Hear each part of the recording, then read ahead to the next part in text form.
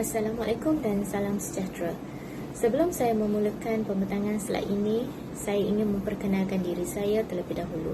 Saya Nur Hashimah binti Nasiran, pemegang kad pelajar bernombor 2003636911 bersama dua lagi rakan kumpulan saya iaitu Nur Atika binti Muhammad Syuib, pemegang kad pelajar bernombor 2005152111 dan Nur Amelina Syamimi binti Muhammad Saud, pemegang kad pelajar bernombor 2020744557. Kami dari kumpulan 1 akan membentangkan isu berkaitan cabaran ekonomi rakyat Malaysia semasa tempoh Perintah Kawalan Pergerakan dan hubungannya dengan etika ekonomi dalam pelbagai tamadun. Baiklah, antara cabaran ekonomi rakyat Malaysia semasa tempoh Perintah Kawalan Pergerakan dan hubungannya dengan etika ekonomi dalam pelbagai tamadun ialah peningkatan kadar pengangguran. Di Malaysia khasnya, apabila wabak virus ini secara besar-besaran dan berterusan, ianya telah menjadi ancaman serius dan memberi kesan yang mendalam kepada ekonomi dan pasaran kewangan secara keseluruhan. Apabila kerajaan melaksanakan Perintah Kawalan Pergerakan (PKP), sektor ekonomi berada dalam situasi bahaya, terutamanya dalam industri pelancongan dan pengembaraan, pembuatan pembinaan, perlombongan dan pertanian. Untuk meminimumkan kesan ke atas kadar peningkatan pengangguran ini, Malaysia telah mengambil beberapa tindakan untuk memulihkan ekonomi. Yang pertama, kerajaan telah membantu memberikan insentif kepada majikan untuk mengekalkan tenaga kerja. Insentif ini bertujuan untuk merangsang industri pelancongan, memudahkan aliran tunai dan menyediakan sokongan kepada majikan yang terjejas dengan menawarkan beberapa diskaun dari pelbagai segi agar industri-industri ini dapat bertahan dan seterusnya meneruskan perniagaan sementara keadaan pulih seperti sedia kala. Yang kedua, kerajaan juga telah membangunkan inisiatif penjana di mana anak muda perlu proaktif dan kreatif meningkatkan lagi kemahiran dan kemampuan diri supaya dapat memenuhi keperluan pasaran kerja. Inisiatif ini merangkumi program latihan dan penempatan serta pelaksanaan kursus jangka pendek di institusi terpilih. Sebagai contoh, dengan mengusahakan perniagaan menjadi pemandu e-hailing ataupun sebagai penghantar barangan. Yang ketiga, kaedah lain yang digunakan oleh kerajaan untuk mengatasi masalah pengangguran adalah dengan mengurangkan pekerja asing di negara ini. Sebagai contoh, golongan gelandangan diambil untuk bekerja di pasar-pasar di wilayah. Seterusnya, pada masa sama, anak muda juga perlulah tidak boleh memilih pekerjaan pada waktu krisis sebegini kerana kelangsungan hidup adalah perkara pokok yang perlu diberi perhatian. Sekian, terima kasih. Assalamualaikum warahmatullahi wabarakatuh. Nama saya Nur Atika binti Muhammad Syuib. Okey, hari ini saya nak sambung tentang cabaran yang cabaran ekonomi rakyat Malaysia semasa tempoh Perintah Kawalan Pergerakan dan hubungannya dengan etika ekonomi dalam pelbagai tamadun. Okey, kawan saya dah sentuh sedikit tentang cabaran iaitu kadar pengangguran meningkat. Okey, seterusnya saya akan sambung ke cabaran yang kedua iaitu isu pemotongan gaji di kalangan rakyat. Okey, banyak kesan-kesan yang terjadi yang menimpa rakyat Malaysia apabila berlakunya pemotongan gaji ni. Salah satunya ialah ekonomi golongan rakyat terjejas. Okey, seperti yang kita tahu sekarang ni ekonomi rakyat sangat-sangatlah memberi impak yang negatif, iaitu banyak sangat keluarga, banyak sangat orang yang tak cukup untuk menampung keluarga disebabkan gaji dibayar rendah, dikurangkan, kan? Okey, so antara kesan yang seterusnya ialah rakyat terkesan menanggung perbelanjaan di luar kemampuan pendapatan, iaitu bila kita dah biasa dengan gaji yang dibayar penuh, tiba-tiba gaji kita dipotong.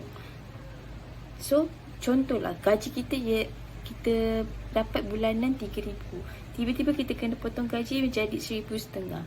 So, macam mana kita nak teruskan pembayaran komitmen bulanan kita dengan adanya keluarga lagi kita nak tanggung kan. So, itulah kesan-kesan yang dihadapi oleh rakyat Malaysia sekarang ni. Okey, yang ketiga ialah prestasi kerja menurun. Okey, kenapa prestasi kerja makin menurun? Ia berhubung kait dengan kesan ekonomi golongan rakyat tadi. Rakyat terkesan menanggung pekerjaan di luar kemampuan tadi. Sebabnya bila majikan potong gaji pekerja, so pekerja yang tak boleh fokus untuk kita perform dalam kerja kita kan. So disebabkan itulah banyak-banyak aspek yang memberi kesan negatif kepada rakyat dekat Malaysia ni. Okay. So sekarang ni kita tengok apakah solution yang boleh kita buat untuk mengurangkan tekanan kepada rakyat. Okey, terusnya kita tengok apakah antara solution ataupun solusi yang boleh diambil dalam isu pemotongan gaji ni. Okay, salah satunya kita kena cari sumber pendapatan sampingan. Contoh, kita kena start buat bisnes, contohnya online bisnes ke apa-apa kan. Tu sedikit sebanyak boleh menampung perbelanjaan kita yang dah terjejas. Okey. Selain daripada tu, kita tengok ramai sangat sekarang even anak muda sekarang buat Foodpanda, Grab kan. So bagi saya benda tu bagus sebab kita tengok anak muda rakyat Malaysia ni rajin, dia tak duduk diam, tak bergantung dengan satu income je. So benda ni dapat meningkatkan atau menampung apa yang kurang kan. Okay, seterusnya mengurangkan kos perbelanjaan harian. Contohnya sebelum ni sehari kita spend 300. So kita kena bezakan apakah keperluan dan kehendak, kita kena kurangkan mana yang tak perlu tu. So dekat situ bolehlah mengurangkan perbelanjaan harian ataupun bulanan kita. Contoh macam kita ada rumah, 2 biji rumah sebelum ni sebab gaji banyak kan, 3,000, 4,000. Bila berlakunya pandemik, gaji kena potong, nak tak nak kita terpaksa jual at the one. Banyak sangat rakyat dekat Malaysia ni yang terpaksa jual aset-aset diorang disebabkan untuk menampung balik menampung kehidupan diorang. Sebab ramai sangat yang terjejas kan. So nak tak nak kena jual. Okey, yang last sekali bantuan daripada pihak kerajaan. Okey, seperti yang kita tahu banyak sangat bantuan yang diberikan oleh kerajaan. Contohnya macam bantuan khas COVID kan, bantuan Malaysia Prihatin lah, benda semua tu. Okey, so itulah sedikit sebanyak inisiatif yang diberikan oleh kerajaan kepada kita untuk membantu kewangan setiap isi rumah. Okay. Selain daripada itu, kerajaan juga ada memperkenalkan bantuan PSU, iaitu program subsidi upah kepada majikan untuk diorang menanggung gaji pekerja, which is mana-mana pekerja yang majikan yang efek during pandemic tu, diorang diberikan subsidi tu untuk membayar gaji kepada pekerja. Okey, so itulah antara cabaran yang dihadapi ketika Perintah Kawalan Pergerakan.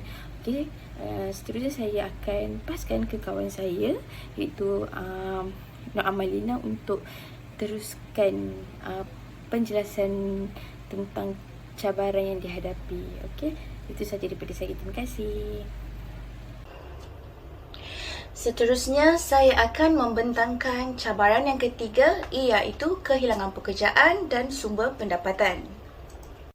Seperti yang dijelaskan oleh rakan sahabat saya sebentar tadi, pelaksanaan Perintah Kawalan Pergerakan oleh kerajaan telah memberikan impak yang besar terhadap aspek ekonomi.